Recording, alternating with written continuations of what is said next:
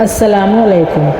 قرآن پاک ایک عظیم آسمانی کتاب ہے جو اللہ تعالیٰ نے حضرت محمد صلی اللہ علیہ وآلہ وسلم کے اوپر نازل فرمائی ہے۔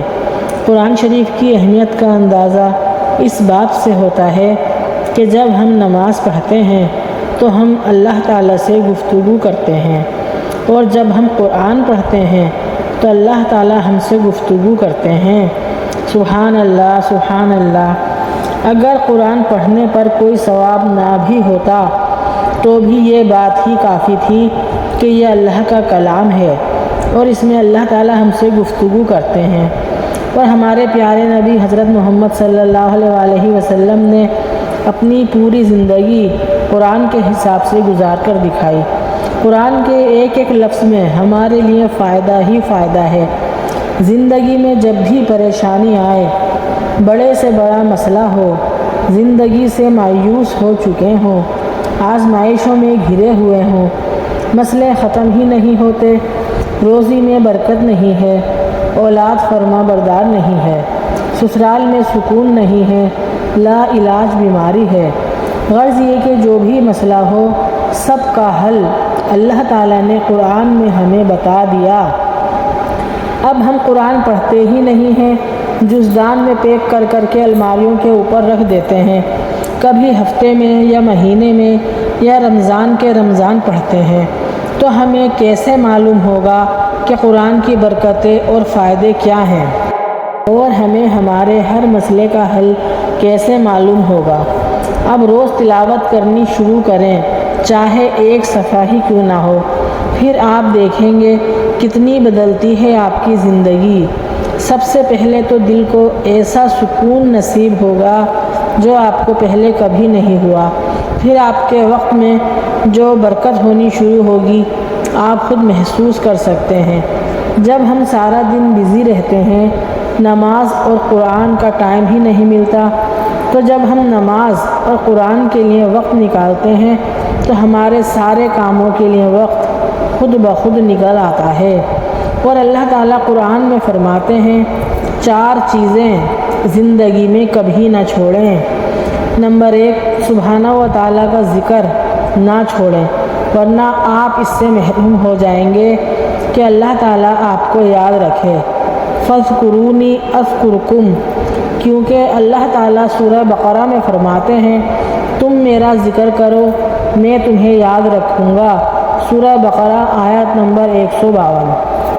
نمبر 2، شکر نہ چھوڑیں، ورنہ آپ نعمتوں میں زیادتی اور اضافے سے محروم ہو جائیں گے۔ وَلَنَن شَكَرْتُمْ لَأَزِيدَنَّكُمْ، اللہ تعالیٰ سورہ ابراہیم کی آیت نمبر 7 میں فرما رہے ہیں اگر تم شکر کرو گے تو میں تمہیں مزید دوں گا۔ نمبر 3، دعا کو نہ چھوڑیں ورنہ قبولیت سے محروم ہو جائیں گے۔ ادعونی استجب لکم، اللہ تعالیٰ سورہ غافر کی آیت نمبر 60 میں فرما رہے ہیں تم مجھے پکارو میں تمہاری دعا قبول کروں گا۔ نمبر 4، استغفار کو نہ چھوڑیں ورنہ نجات سے محروم ہو جائیں گے۔ اللہ تعالیٰ سورہ انفال کی آیت نمبر 33 میں فرماتے ہیں وَمَا كَانَ مُعَذِّبَهُمْ وَهُمْ يَسْتَغْفِرُونَ، اللہ تعالیٰ نے قرآن مجید میں ہم سے 16 وعدے کیے ہیں۔ کیا آپ جانتے ہیں وہ وعدے کیا ہیں؟ میں آپ کو بتاتی ہوں، آپ لازمی آگے شیئر کیجیے گا تاکہ سب کو معلوم ہو جائے۔ نمبر 1، توبہ کرنے پر آپ کو معاف کرنے کا وعدہ۔ نمبر 2، دعاؤں کی قبولیت کا وعدہ۔ نمبر 3، شکر کرنے والوں کو اور زیادہ دینے کا وعدہ۔ نمبر 4، آپ کا اللہ کو یاد کرنے پر اللہ کا بھی آپ کو یاد کرنے کا وعدہ۔ نمبر 5، جو چلا گیا اس سے بہتر واپس دینے کا وعدہ۔ نمبر 6، دشمنوں سے ایمان لانے والوں کی حفاظت کا وعدہ۔ نمبر 7، ہر مشکل کے ساتھ آسانی کا وعدہ۔ نمبر 8، طاقت اور جان سے بڑھ کر تکلیف نہ دینے کا وعدہ۔ نمبر 9، صبر کرنے والوں کا ساتھ دینے کا وعدہ۔ نمبر 10، ہدایت کی راہ پر چلنے والوں کے لیے دنیا اور آخرت میں اجر کا وعدہ۔ نمبر 11، انصاف اور حسن سلوک کرنے والوں سے محبت کا وعدہ۔ نمبر 12، حق کی جستجو کرنے والوں کے لیے ہدایت کا وعدہ۔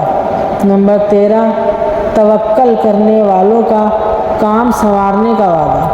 نمبر 14، اللہ کی راہ میں چلنے والے کے لیے جنت کا وعدہ۔ نمبر 15، حق ماننے والوں پر شیطان کا ہر وار ناکام ہو جانے کا وعدہ۔ نمبر 16، اللہ تعالیٰ نے جو وعدے کیے ہیں ان کو پورا کرنے کا وعدہ۔ سبحان اللہ، سبحان اللہ۔ میرا خیال ہے اللہ تعالیٰ کے ان وعدوں کے بعد اب ہمارا پریشان ہونا بنتا ہی نہیں ہے۔ آپ کی کیا رائے ہے کمنٹ میں ضرور بتائیے گا، اور آگے دوستوں کو بھی لازمی شیئر کیجیے گا تاکہ سب کو پتہ چلے اللہ تعالیٰ کے ان وعدوں کا۔ لوگوں کو دعائیں دینے اور لوگوں سے دعائیں لینے کی عادت اپنائیے۔ کیا پتہ کسی کی دعا سے آپ کی زندگی سنور جائے، اور کیا پتہ کہ آپ کی دعا سے کسی اور کی زندگی سنور جائے۔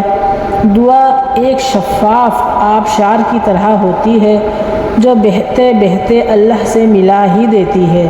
اس لیے جب مانگو، جو مانگو، دل سے خلوص سے اور یقین کے ساتھ مانگو، اور یہ سوچ کر مانگو کہ کس سے مانگ رہے ہو، جس کے لیے کچھ بھی مشکل نہیں ہے، جو بنا مانگے اتنا دے دیتا ہے۔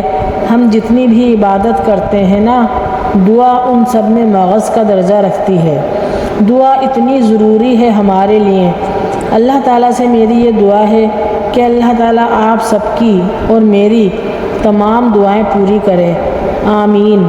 اور اللہ تعالیٰ فرماتے ہیں، جب میرا بندہ ہاتھ اٹھاتا ہے نا تو میں اسے خالی ہاتھ نہیں لوٹاتا۔ ہاں یہ ضرور ہے، کسی کی دعا فوراً اور کسی کی تاخیر سے قبول ہوتی ہے۔ آپ سب میرے لیے دعا کریں، اور انشاءاللہ میں آپ سب کے لیے دعا کروں گی۔ میری آپ سب کے لیے یہ دعا ہے کہ اللہ تعالیٰ آپ سب کی اور میری بھی زندگی کی ہر صبح اور ہر شام خیر و برکت والی ہو، آمین ثم آمین۔ اگر میری ویڈیو آپ سب کو پسند آئی ہے تو پلیز لائک شیئر سبسکرائب ضرور کیجیے گا۔ اللہ حافظ۔